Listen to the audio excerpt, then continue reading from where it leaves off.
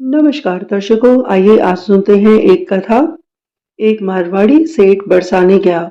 उसको कुछ दिन बरसाना रुकना था। उसका एक नियम था। भोजन करने से पहले किसी संत को भोजन कराता था, फिर स्वयं भोजन करता था। एक दिन भोजन का समय था। सेठ ने नौकर भेजे कि जाओ किसी संत को बुला कर लाओ, ताकि मैं उसको पहले भोजन कराऊं और उसके बाद ही मैं भोजन खाऊं। तो उस दिन की बात है कि श्री जी की ऐसी इच्छा हुई, जिसके कारण कहीं बहुत बड़ा भंडारा था। सारे ही संत उस भंडारे में चले गए। बरसाने में तो कोई संत ही नहीं मिला। श्री जी के मंदिर की सीढ़ी पर एक पागल सा बीड़ी पी रहा था। नौकरों ने सोचा कि अगर संत नहीं मिलेगा तो सेठ जी तो भोजन ही नहीं करेंगे, तो क्यों ना हम इस पागल से को ही संत बनाकर सेठ जी के आगे पेश कर दे, तो कम से कम सेठ जी इसको ही संत समझ के भोजन करा देंगे और बाद में खुद भी खाएंगे। तो बस फिर क्या था, एक दो लाल पीले कपड़े बाजार से लिए और उस पागल को गले से उड़ा दिए और उसके सर पे भी पहना दिए।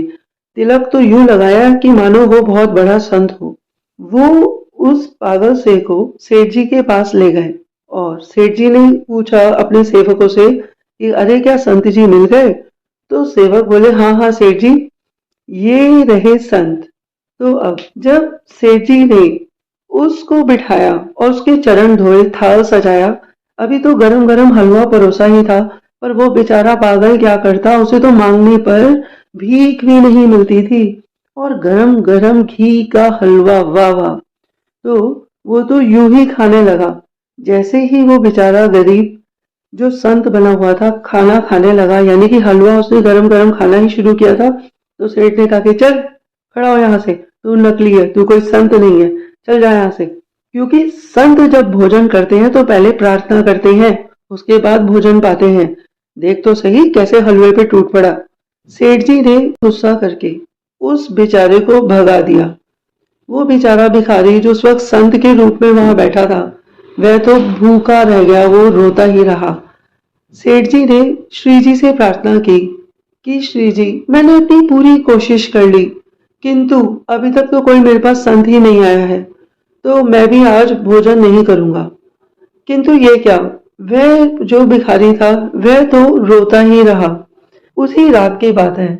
तो रात को सेठ के सपने में किशोरी जू आई। किशोरी जू ने कहा कि तूने उसको भूखा उठा दिया, तू बहुत बड़ा दानवीर बनता है। अरे तू तो उस संत को भोजन भी नहीं करा पाया। तो इस पर सेठ ने कहा कि अरे महारानी, वो संत नहीं था, वो पाखंडी था। आपने नहीं देखा क्या कि जब गरम गरम हलवा यानी कि थाल भोजन का परोसा जा रहा था, तो अभी तो उसने पूजा भी नहीं की थी, वो किस प्रकार से खाना खाने बैठ गया था। मैं तो तभी समझ गया था कोई पाखंडी है, भिखारी सा दिख रहा था मुझे तो वो।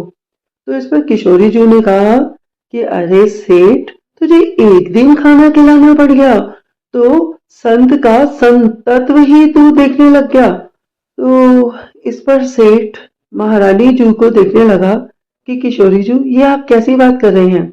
अरे मैं उस भिखारी को जिसे तू पाखंडी संत कह रहा है ना, उसको मैं 40 साल से खाना खिला रही हूँ। वो आज तक भूखा नहीं सोया। मैंने तो आज तक नहीं पूछा कि वो भिखारी संत है या पाखंडी। तो सेठ बेचारा चुप रह गया और उसके पास कोई जवाब नहीं था। मित्रों, ये जो कथा है ये तो यहीं पर संपूर्ण हो गई। हमने इस कथा से ये सीखा कि हर जीवात्मा में आत्मा के रूप में परमात्मा की सत्ता विद्यमान है।